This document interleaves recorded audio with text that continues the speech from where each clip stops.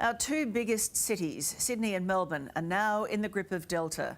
Just a week ago, Melburnians were finally allowed to take their masks off. But at midnight tonight, Victoria's plunged into lockdown number 5.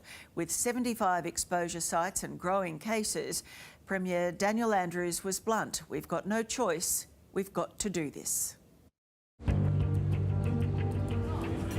Sensing it was coming, city workers squeezed in one last visit to the barber and lapped up their lattes, the threat of another lockdown looming.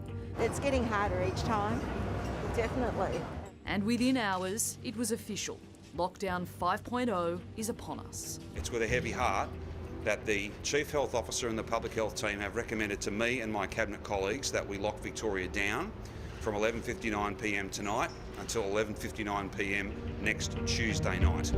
Oh, over it, totally over it. It's just not seeing people is the main thing, family, etc.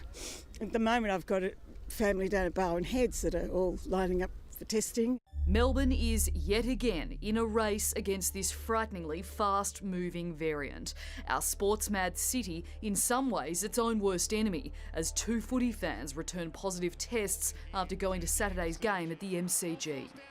This is probably the fastest response we've ever seen to an outbreak that's moving more quickly than we've ever seen here in Victoria, or I suspect anywhere else in Australia.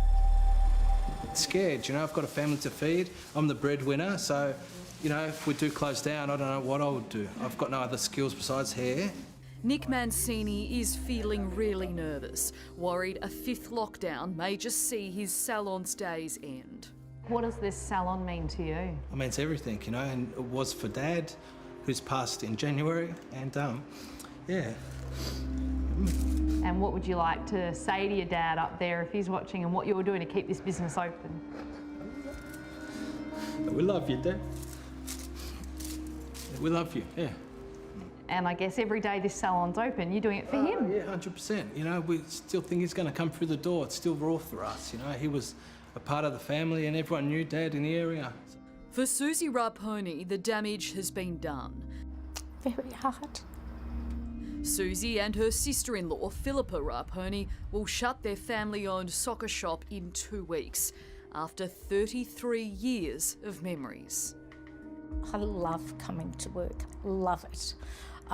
Probably more than anyone else here. But it is what it is, and the time has come.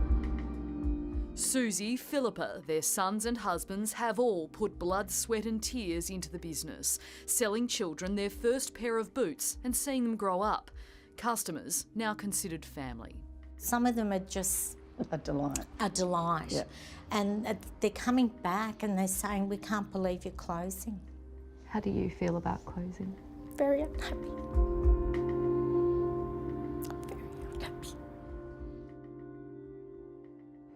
It's quite clear that this will now be our way of life for months to come.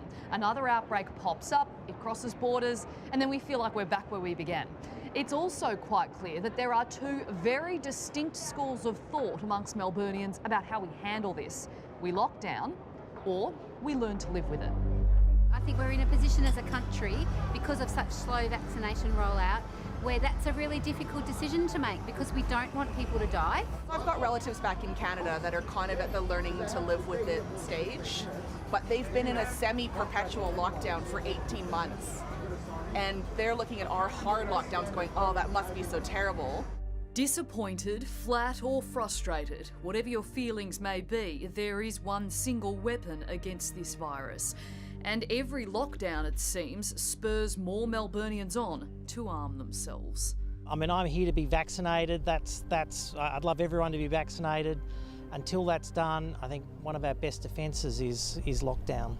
You only have to look at the vaccination rates from where we compare to the rest of the world, and we're lower than what we should be. Confidence is getting rocked every time we lock down. Paul Guerra is the CEO at Victoria's Chamber of Commerce and Industry, fighting for the businesses on the brink.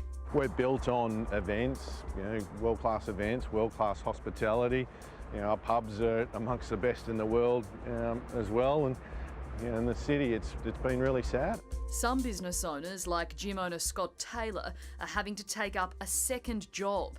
He's working as an electrician on the side. It's just whatever we have to do. Like if I have to work through the day and come back and run class at night, I'm used to doing that. So, and I think the business is more important to save that for the people and the members. For others, it's time to say goodbye to their loyal customers. And so they've brought bottles of champagne, boxes of chocolate. I got a beautiful bouquet of flowers from one customer. Now is our time. This is the time to do this. That's the advice that's been provided to me, and that's the decisions that I have made. It's not getting any easier.